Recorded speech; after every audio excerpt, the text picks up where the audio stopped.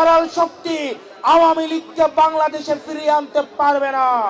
কিন্তু আওয়ামী লীগের বিপক্ষে আমরা সবাই একসাথে লড়াই করে যাব।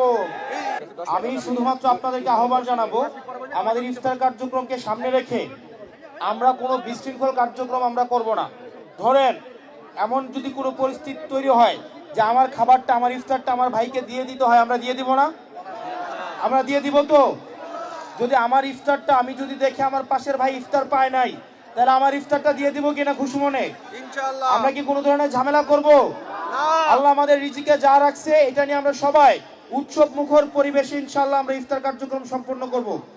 আর আমরা এই রমজান শেষে আমরা প্রত্যেকটা উপজেলায় প্রত্যেকটা ইউনিয়নে আমাদের সাংগঠনিক বিস্তার আমরা ইনশাআল্লাহ সম্পন্ন করব। এবং এই অভ্যুত্থানের যে শক্তি সারা বাংলাদেশে যারা ছড়িয়ে আছে, আমরা তাদেরকে পুনর্গঠিত করে আমরা আমাদের এই রাষ্ট্রকে ইনশাআল্লাহ আমরা পুনর্গঠন করব।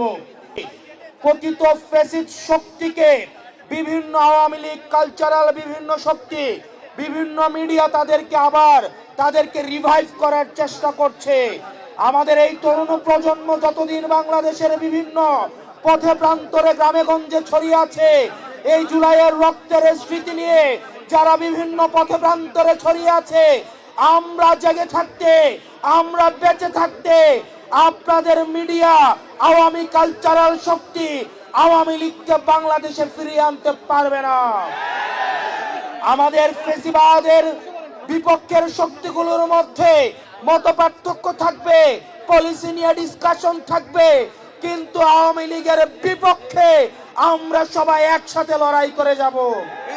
প্রিয় খুলনাবাসী, আপনারা ভালো থাকবেন, সুস্থ থাকবেন।